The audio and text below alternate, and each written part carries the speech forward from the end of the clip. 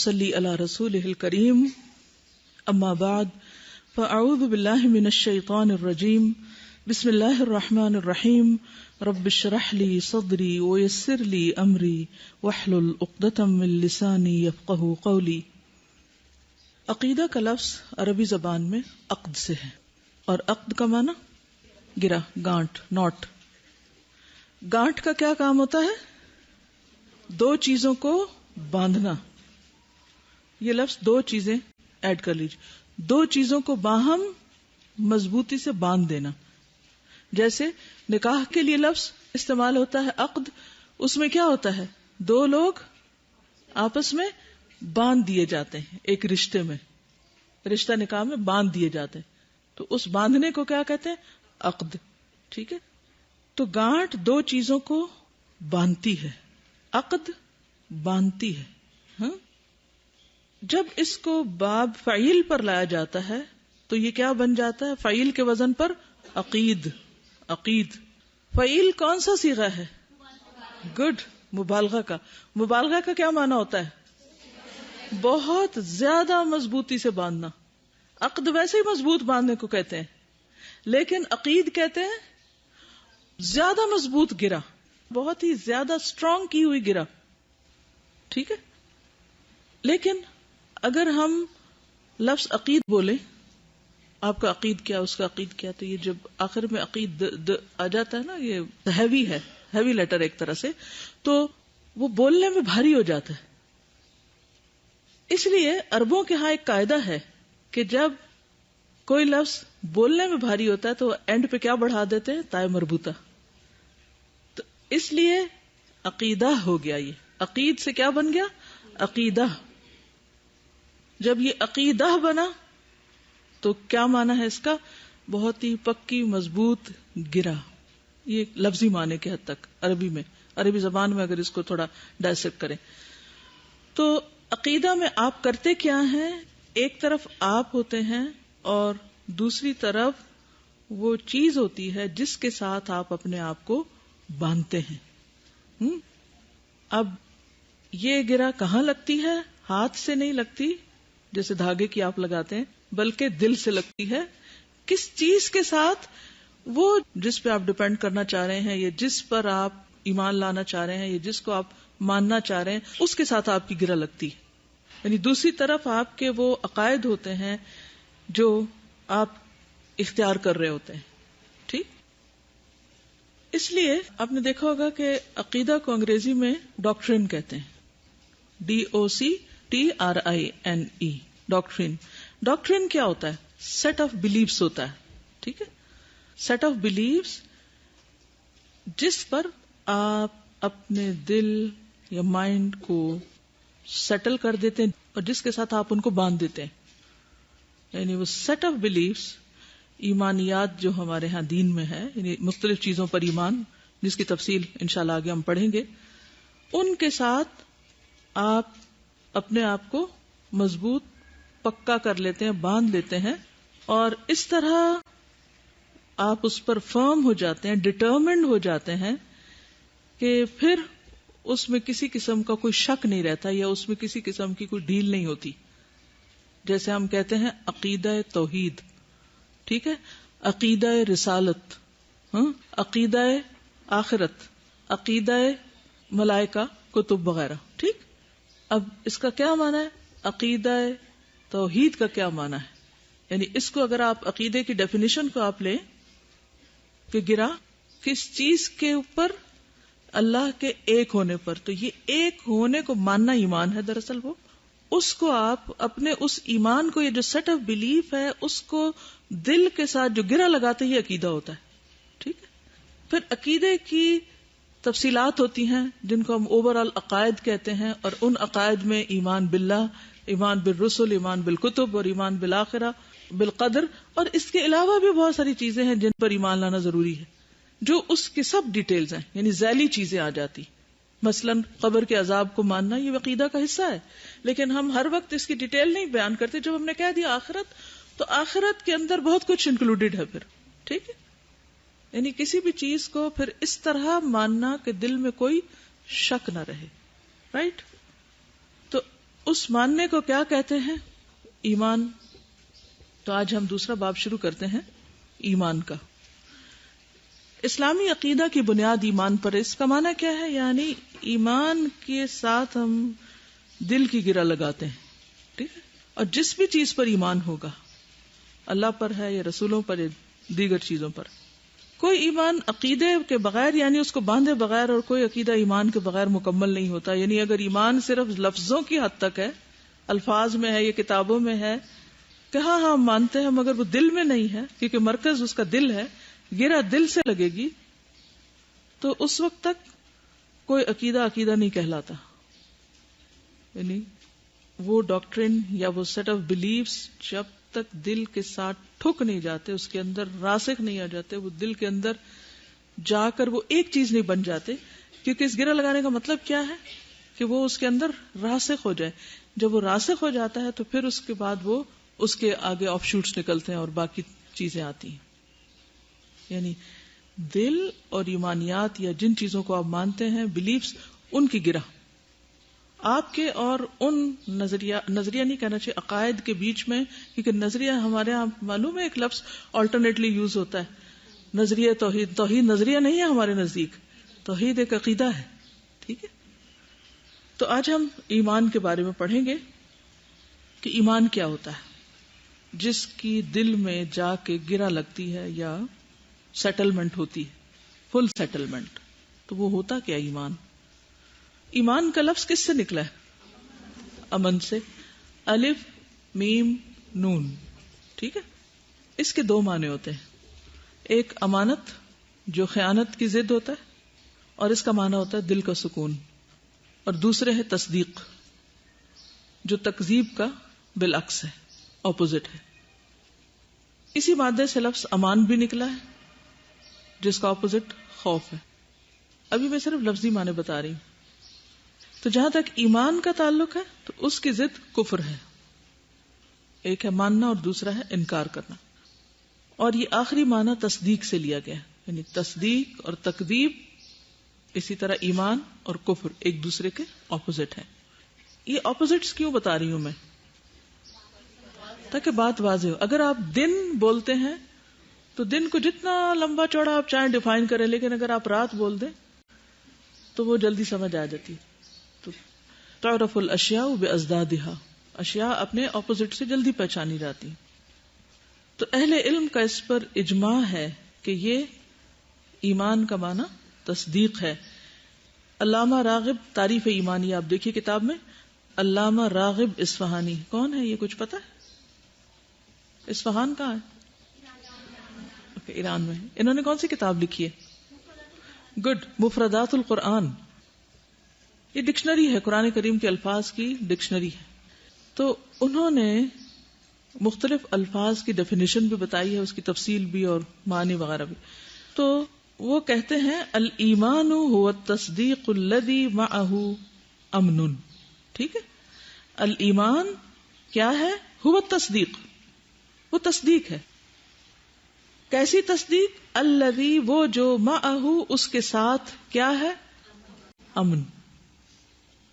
ایسی تصدیق جس کے بعد انسان امن میں آ جائے، اس کے بغیر انسان خطرے میں ہے، سخت خطرے میں. کیونکہ بندہ جب ایمان لے آتا ہے تو اللہ تعالیٰ اس کو امن دے دیتے ہیں اور وہ اللہ کی حفاظت میں آ جاتا ہے.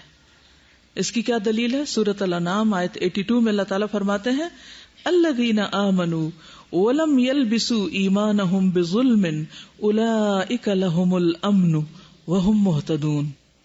جو لوگ ایمان لائے پھر اپنے ایمان کو ظلم یعنی شرک سے آلودہ نہیں کیا، ایسا ایمان جو شرک کی نفی کرتا ہو مکمل طور پر، ان کے لیے سلامتی ہے، امن ہے، اور یہی لوگ سیدھے رستے پر ہیں. وہم مہتدون، اور وہ ہدایت پر ہیں. تو ہدایت پر کون ہے؟ کوئی بتائے گا مجھے؟ کون ہے ہدایت پر؟ جو ایمان لا کر شرک نہ کرے، وہ لوگ ہدایت پر بھی ہیں اور امن میں بھی ہیں. ٹھیک ہے. تو جو اللہ کی تصدیق کرتا ہے اس کو کیا کہتے ہیں؟ مومن کہتے ہیں. وہ کون ہوتا ہے؟ مومن. تو اس نے جب تصدیق کر دی تو پھر وہ اس نے اقرار کر لیا، وہ مطیع فرما بھی ہو گیا، یعنی اس نے بات بھی مان لی، اور ہر اس شخص کو امان دے دی جو اس جیسا مومن تھا، اس کے مال، جان، خون، عزت کو حلال نہ سمجھا، تو ایسا شخص، اس نے جس کو امان دی وہ بھی مومن، وہ خود بھی امن میں. اسی معنی میں نبی صلی اللہ علیہ وسلم کا ارشاد ہے، جب آپ سے پوچھا گیا کہ مومن کون ہے، ایمان لانے والا، لیکن وہ ہے کون، تو آپ نے فرمایا من امن جارہ بوائقہ، جس کا پڑوسی اس کے شر سے محفوظ ہو، وہ مومن ہوتا ہے. ٹھیک. تب آپ دیکھیے کہ ایمان صرف زبانی باتوں کا نام نہیں ہے، بلکہ اس کی عملی تصدیق ضروری ہے. کہ دل میں پیدا ہونے والی سوچ کو پھر انسان عملی جامہ پہنائے. کیا کہا میں نے؟ دل میں جو سوچ پیدا ہو، جو یقین آئے، پھر وہ دل کی حد تک نہ رہے بلکہ وہ اس کے عمل میں ڈھل جائے اور نتیجتاً وہ خود اس کا فائدہ اٹھائے. یعنی مومن کون؟ جو ایمان لائے. اور جو ایمان لائے اس کا فائدہ کیا ہے کہ وہ امن میں آ جاتا ہے. جب وہ خود بھی امن میں آتا ہے تو وہ دوسروں کو بھی امن دیتا ہے، دوسرے لوگ بھی اس سے امن میں رہتے ہیں. جو دوسروں کو امن دیتا ہے وہ الٹیمیٹلی پھر خود امن میں آ جاتا ہے. تو یہ ہے ایمان کا سرکل. اس کو ایک سرکل سے بھی آپ واضح کر سکتے ہیں. یعنی یہ جتنے بھی لفظ میں نے بولے نا، امن، ایمان، مؤمن، اور پھر اس کو واپس پلٹا لیں. امان، امن، ایمان، امان، امن، پھر واپس ادھر ہی آگے. ٹھیک ہے. اب اس کی کس کس چیز پر ایمان لانا ضروری ہے؟ یعنی ہمارے دین میں بنیادی طور پر کون سی ایسی چیزیں ہیں جن پر ایمان ضروری ہے؟ حدیث جبریل سے ایمان کی وضاحت یوں ہوتی ہے. عن ابی ہریرہ قال کان رسول اللہ صلی اللہ علیہ وسلم یوما بارزا للناس فأتاه رجل فقال یا رسول اللہ ما الایمان قال ان تؤمن باللہ وملائکتہ وکتابہ ولقائہ ورسلہ وتؤمن بالبعث الآخر. صحیح مسلم. ابو ہریرہ سے روایت ہے کہ رسول اکرم صلی اللہ علیہ وسلم ایک دن لوگوں کے سامنے تشریف فرما تھے. اس دوران میں ایک شخص آیا اور اس نے کہا، اے اللہ کے رسول صلی اللہ علیہ وسلم، ایمان کیا ہے؟ آپ نے فرمایا، ایمان یہ ہے کہ تو اللہ پر اور اس کے فرشتوں پر اور اس کی کتاب پر اور اس کی ملاقات پر اور اس کے رسولوں پر اور آخرت کے دن اٹھائے جانے پر ایمان لائے. ٹھیک ہے. تو یہ ایمان کی کیا ہے؟ کچھ تفصیلات ہیں کہ کن کن چیزوں پر ایمان لانا ضروری ہے. تو ایمان دراصل کیا ہے؟ پھر تصدیق. ایمان کا لفظ آتی ہے، کیا کہنا ہے آپ نے؟ تصدیق، سچ ماننا، کنفرم کرنا. اور تصدیق کس سے ہوگی؟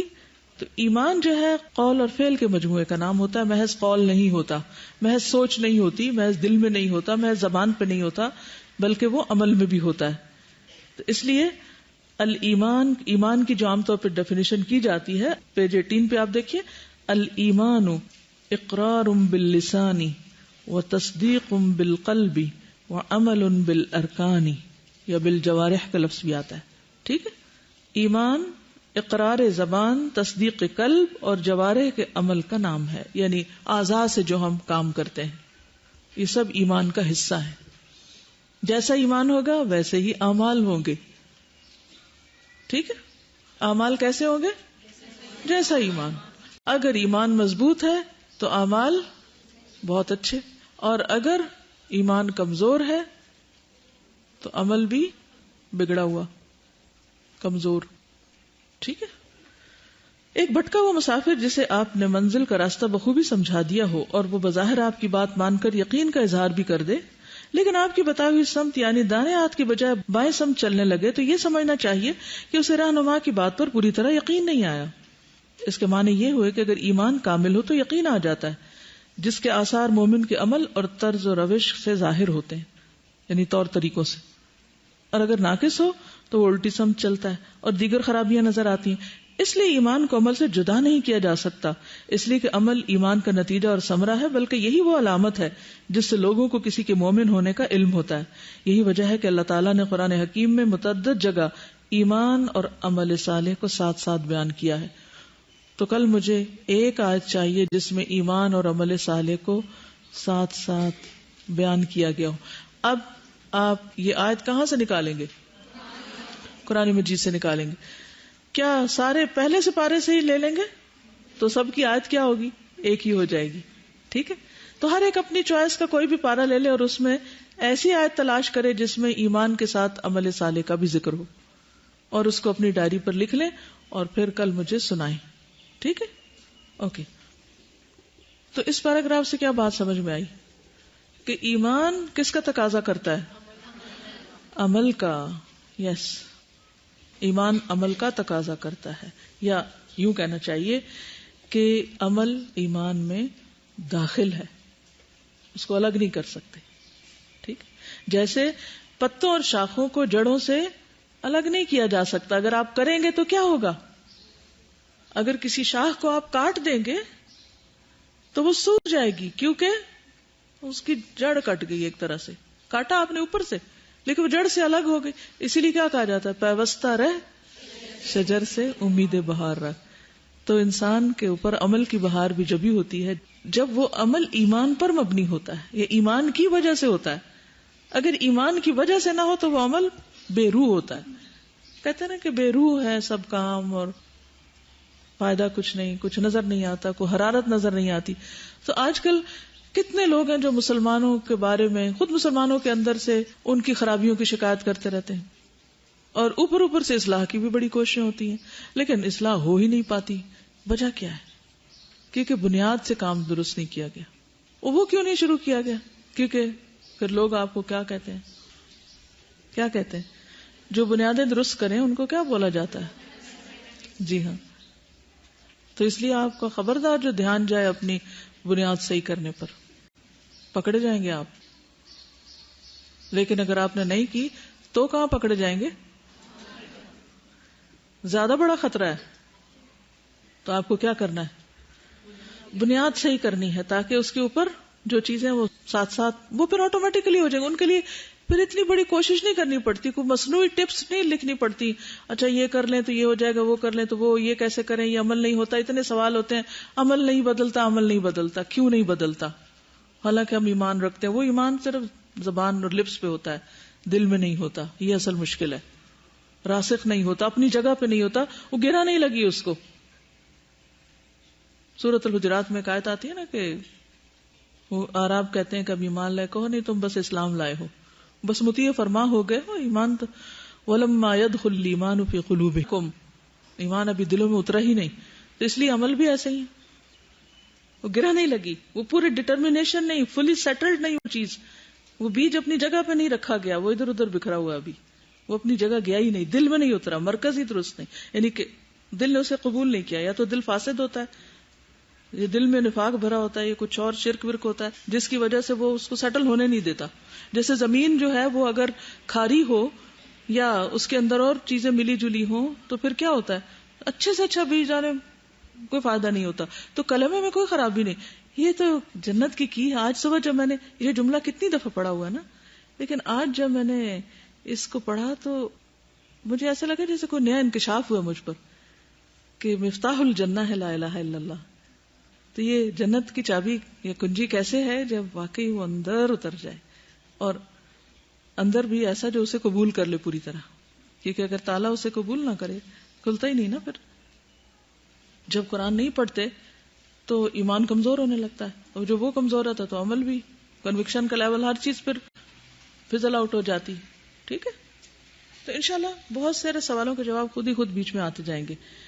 تو ایمان مطلق جو ہوتا ہے، مطلق کا مطلب یہ ہے کہ ایبسولوٹ ایمان، جس کو واقعی ایمان کہنا چاہیے، وہ عمل کا لازمی تقاضا کرتا ہے، لازمی طور پر عمل کا تقاضا کرتا ہے.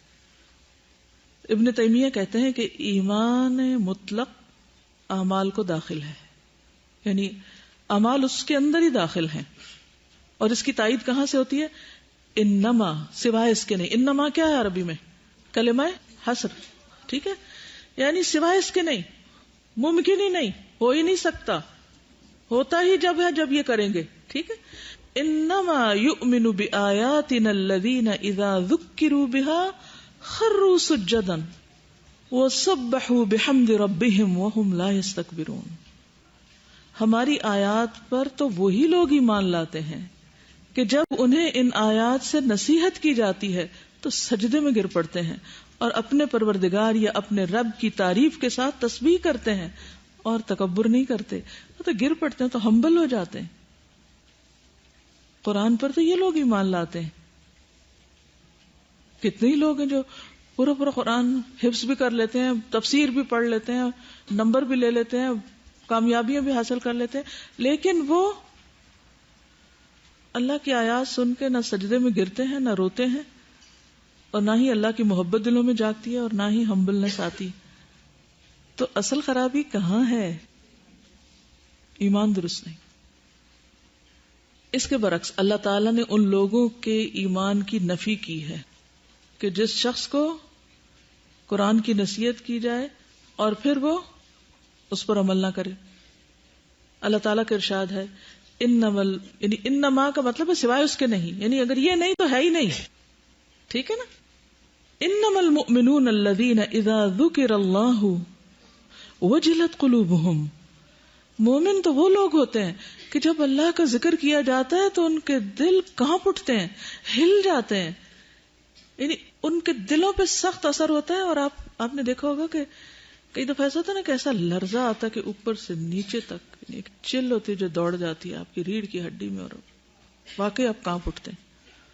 اب اپنا جائزہ لیجئے کہ کون سی آیت اور کتنی آیتوں پہ یہ کیفیت ہوئی, کتنی دفعہ تلاوت سنی یا قرآن مجید پڑھا اور واقعی آپ کانپ اٹھے.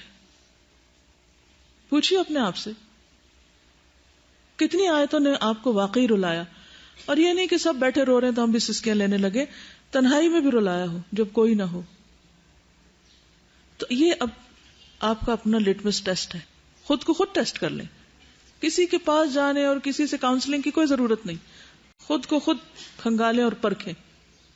کیا قرآن میرے دل پہ اثر کرتا ہے؟ کیا میرے رونگٹے کھڑے ہوتے ہیں؟ کیا میرا دل ہل جاتا ہے؟ کیا دل کانپتا ہے میرا؟ اور کیا میرے اندر تکبر کی نفی ہو گئی ہے؟ کیا میں ہمبل ہو چکا ہوں؟ اور اگر نہیں ہوا تو پھر یہ کیا ہو رہا ہے؟ اینی سبجیکٹ, اینی بک, کوئی بھی چیز جیسے آپ پڑھ رہے ہیں یہ بھی پڑھ رہے ہیں. یہ تھی سورۃ الانفال آیت نمبر 2. ایک اور آیت میں آتا ہے وَلَوْ كَانُوا يُؤْمِنُونَ بِاللَّهِ وَالنَّبِيِّ وَمَا أُنزِلَ إِلَيْهِ مَا اتَّخَذُوهُمْ أَوْلِيَاءَ.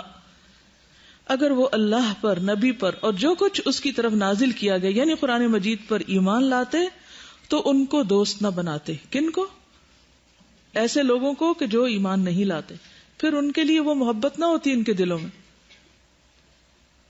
کیونکہ اللہ کے ساتھ محبت کس چیز کا تقاضا کرتی ہے کہ ہمیں ان چیزوں سے محبت ہو جن سے اللہ محبت کرتا ہے, اور جن چیزوں سے اللہ تعالیٰ محبت نہیں کرتے ہماری بھی ان سے کوئی محبت نہ ہو. تو ایک دم فرق ہو جاتا ہے, یعنی محبت نفرت کے پیمانے بدل جاتے ہیں. پھر اسی طرح عمل میں کیسے تبدیلی آتی ہے؟ نبی صلی اللہ علیہ وسلم نے فرمایا لا یزنی الزانی حین یزنی وہو مؤمن. زانی جس وقت زنا کرتا ہے وہ مومن نہیں ہوتا, ایمان دل سے نکل چکا ہوتا ہے. اور لا یؤمن من لا یأمن جارہ بوائقہ, وہ بھی مومن نہیں ہوتا جس کے پڑوسی اس کی اذیتوں سے محفوظ نہیں ہوتے. اب اس معیار پر آپ پرکھ کر دیکھیں لوگوں کو کہ کتنے لوگ ہیں جن کے اپنے پڑوسیوں کے ساتھ تعلقات خراب ہیں صرف اس وجہ سے کہ وہ ایک دوسرے کو تنگ کرتے ہیں, کبھی غلط پارکنگ کے ذریعے, کبھی کوڑا ٹھیک طرح نہ سمیٹ کے, کبھی شور ہنگامے کے ذریعے, کبھی ٹھوکر ٹھاکی بلا وجہ کی. کتنے ہی اسباب ہو سکتے ہیں کہ جس میں لوگ اپنے پڑوسیوں کو, اپنے کولیگز کو, اپنے ساتھیوں کو تکلیف دے رہے ہوتے ہیں. کیسی کیسی ہوتی ہیں تکلیفوں کو بتائے گا؟ غور کیا کیجئے, مشاہدہ کیا کیجئے کہ ہو کیا رہا ہے. اور اگر تلاوت لگا رہے ہو تو وہ ٹھیک ہے. انہوں نے کہا کہ پڑوسی دوسروں کو تنگ کرتے ہیں لاؤڈ میوزک کے ساتھ, تو کیا لاؤڈ تلاوت کے ساتھ درست ہے؟ نہیں نا. کہ ہم کہیں گے لو ہم مسلمان نہیں تو مسلمان نہیں, کیا ہوا اگر میں زور سے تلاوت سن رہا ہوں, سبھی کو سننی چاہیے. آپ کسی کی مرضی کے بغیر اس پہ تلاوت مسلط نہیں کر سکتے. اور کیا ہوتا ہے؟ اتنی کثرت سے پانی استعمال کرنے لگے یا ایسی موٹریں لگا دی کہ ساروں کا حصے کا پانی خود ہی کھینچ کے رکھ لیا اور دوسروں کو مصیبت میں چھوڑ دیا. اب اگر آپ ہی کے گھر میں کوئی ایسا کر رہا ہے تو کیا آپ اسے روک سکتے ہیں؟ کیونکہ منکر ہے, یہ دس از ناٹ رائٹ.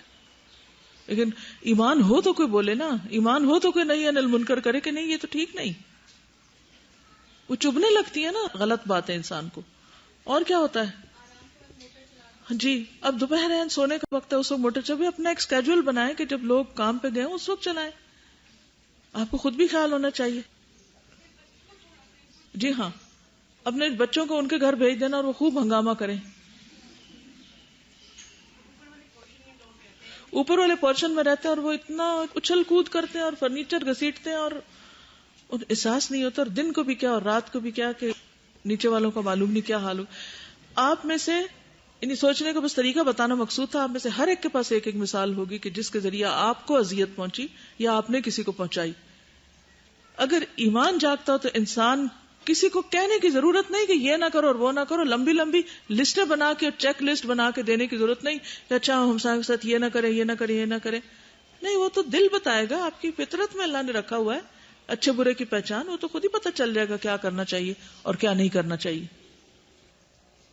کسی آفس میں بیٹھ کر اگر آپ اپنے ٹیبل پہ کام کر رہے ہیں تو کیا آپ کے لیے جائز ہے کہ آپ اتنا اونچا بولیں کہ دوسرا کام نہ کر سکے؟ کیونکہ جار میں کتنے قسم کے جار آتے ہیں، قرآن مجید میں پڑھ چکے نا آپ، والجار الجنوبی. تو عمل جو ہے وہ کس میں داخل ہے؟ ایمان میں. اس کو الگ نہیں کر سکتے آپ. ابو ہریرہ رضی اللہ عنہ سے روایت ہے کہ رسول اللہ صلی اللہ علیہ وسلم سے دریافت کیا گیا کون سا عمل سب سے افضل ہے؟ آپ نے فرمایا اللہ اور اس کے رسول پر ایمان لانا. ٹھیک ہے، تو یہ آپ سے تو پوچھا گیا تھا عمل کون سا افضل ہے، تو آپ نے فرمایا اللہ اور رسول پر ایمان لانا. تو گویا ایمان ایک عمل بھی ہے، عمل القلب ہے، عمل اللسان ہے اور عمل الجوارح ہے. اٹس ناٹ اونلی ایک کانسیپٹ اور ایک نظریہ یا ایک بس بات اور ایک سوچ. پھر اسی طرح نماز ایمان میں داخل ہے، یا یہ کہنا چاہیے کہ نماز ایمان ہے. دلیل لائیے قرآن مجید سے، سب پڑھ چکے ہیں آپ. احسنتی وما کان اللہ لیضیع ایمانکم، اللہ ایسا نہیں جو تمہارے ایمان کو ضائع کر دے. یہاں ایمان سے مراد وہ نمازیں تھیں جو تحویل قبلہ سے پہلے پڑھی گئی تھی، یعنی وہ نمازیں جو تم نے بیت المقدس کی طرف منہ کر کے پڑھی تھی، اللہ تعالیٰ ان کو ضائع نہیں کرے گا.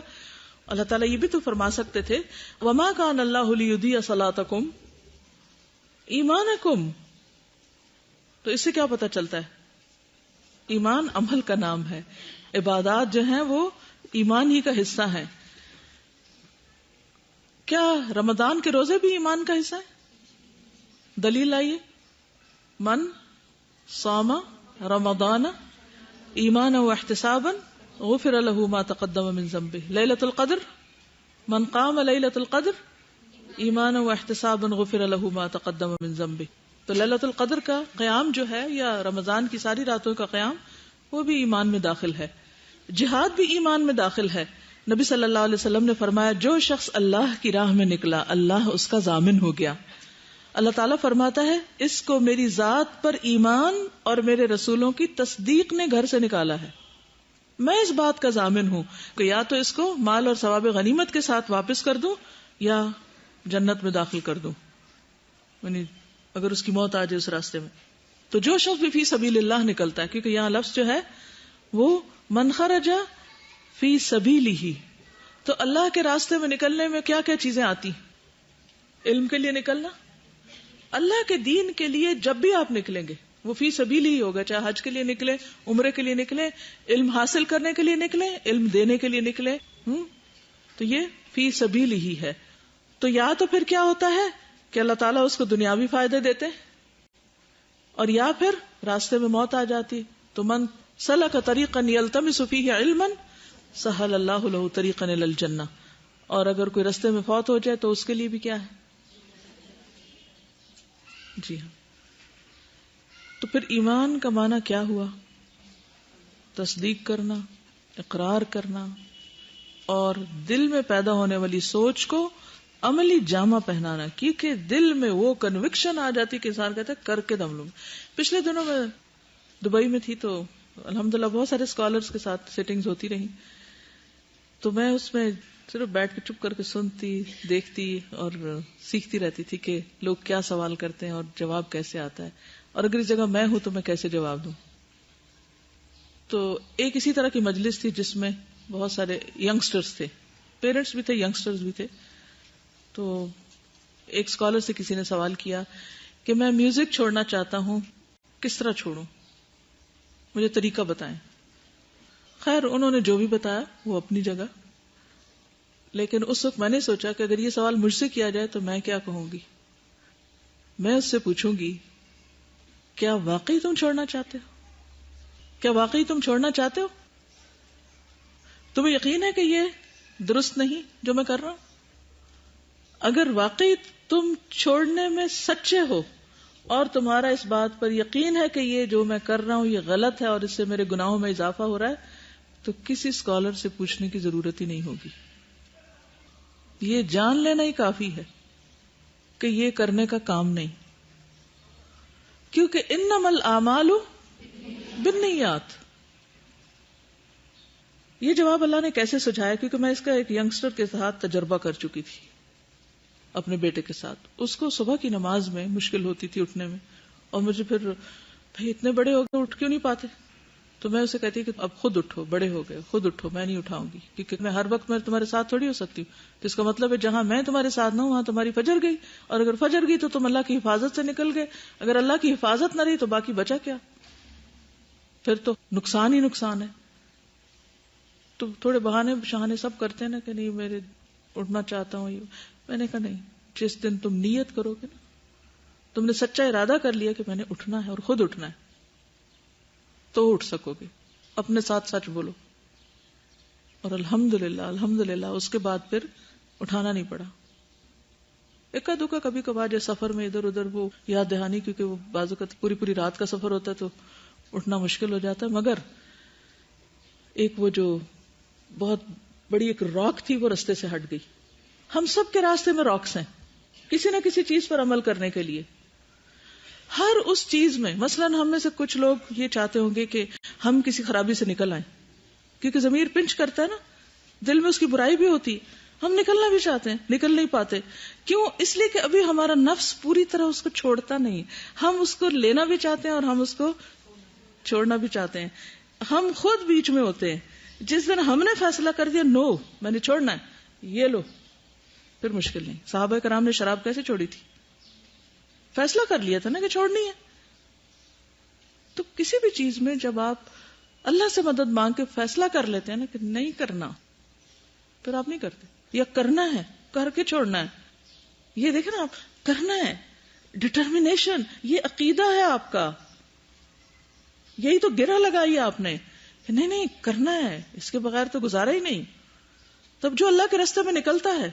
اب جیسے علم حاصل کرنے کے لیے آپ نکلے ہیں، آپ میں سے کچھ لوگ اپنی جاب چھوڑ کے آئیں گے، کوئی کیریئر چھوڑ کے آئیں گے، گھر بار چھوڑ کے آئیں گے، کوئی ہو سکتا ہے بچے چھوڑ کے آیا ہو، معلوم نہیں کس کس قربانی کے ساتھ لوگ پہنچتے ہیں. تو وہ کیسے نکلے؟ یہ جو اس حدیث میں بات آئی نا کہ جو اللہ کے راستے میں نکلا اللہ اس کا ضامن ہو گیا، کیونکہ اس کو اللہ تعالیٰ فرماتے ہیں میری ذات پر ایمان اور میرے رسولوں کی تصدیق نے نکالا ہے. اس کو پتہ ہے اللہ کا وعدہ سچا ہے، اگر میں اللہ کے راستے میں نکلوں گا اللہ میری ہر چیز کی حفاظت کرے گا. اور جب یہ کنوکشن نہیں ہوتی، یہ تصدیق نہیں ہوتی، یہ ایمان نہیں ہوتا، تو انسان 100 بہانے کرتا ہے. 100 بہانے. یعنی پتہ تو ہمیں بہت سے باتوں کا ہوتا ہے، کس کو نہیں پتا، لیکن وہ کیا یقین کی حد تک پتا ہوتا ہے کہ سچ چاہیے. جس چیز کو سچ مان لیا پھر اس کے بعد نہیں مشکل ہوتی. پھر اپنا اندر یہ ایک جج بھی ہوتا ہے نا کہ اچھا کیا یا نہیں کیا. بعض چیزیں ہوتی ہیں کریں کہ نہ کریں. تو لوگ اکثر مجھ سے بھی پوچھتے ہیں، آپ سے بھی پوچھتے ہوں گے کہ آپ کو موٹیویشن کہاں سے ملتی ہے؟ کیونکہ ہم ہر وقت دوسروں سے موٹیویشن چاہتے ہیں. کوئی آئے، کوئی اچھا سا لیکچر دے، کوئی ایسا بندہ ہو انسپائرنگ جو ہمیں موٹیویٹ کر دے. وہ کب تک آپ کسی کے محتاج رہیں گے؟ تو سیلف موٹیویٹڈ کیسے ہو سکتے ہیں آپ؟ اس کے لیے کیا کرنا ہوگا؟ دیکھیے، سیلف موٹیویشن آتی ہے کہ جب آپ نیکی کرتے ہیں اور اس پر آپ کا دل خوش ہوتا ہے اور آپ کو ایک سرور اور ایک سکون حاصل ہوتا ہے، تو پھر آپ اس کو اور کرنا چاہتے ہیں. بالکل ایسے ہی جیسے آئس کریم کھا کے جب آپ کو مزہ آتا ہے تو پھر آپ کیا کرتے ہیں؟ اور کھانا چاہتے ہیں. پھر اس وقت تک اور کھانا چاہتے ہیں جب تک آپ کا دل خراب نہ ہو جائے. تو کوئی بھی چیز جس کو کر کے آپ کو مزہ آنے لگتا ہے، تو آپ کا دل چاہتا ہے کہ آپ اور کریں. یہ ہوتی ہے سیلف موٹیویشن. اب دو طرح کے دل ہوتے ہیں نا. کچھ لوگوں کو شر میں لطف آتا ہے, ان کے بگڑے ہوئے دل ہوتے ہیں تو ان کو مزہ بھی بگاڑ والے کاموں میں آتا ہے, تو ان کی موٹیویشن اس کے لیے بہت تیز ہوتی ہے. وہ ہر قیمت پر بے حیا ہو کر ہر ایک کو پیچھے چھوڑ کے وہ کام کر لیتے ہیں, چاہے وہ 100 ڈانٹے پڑے ان کو چونکہ اس میں مزہ ہے. تو کچھ لوگوں کا ٹیسٹ تبدیل ہو جاتا ہے, ٹوٹل تبدیل. اب ان کو اس میں مزہ نہیں آتا, ان کو صرف خیر کی چیزوں میں مزہ آتا ہے. وہ ہر وقت لک فارورڈ کرتے ہیں کہ اچھی چیز سننے کو ملے, پڑھنے کو ملے, دیکھنے کو ملے, کرنے کو ملے.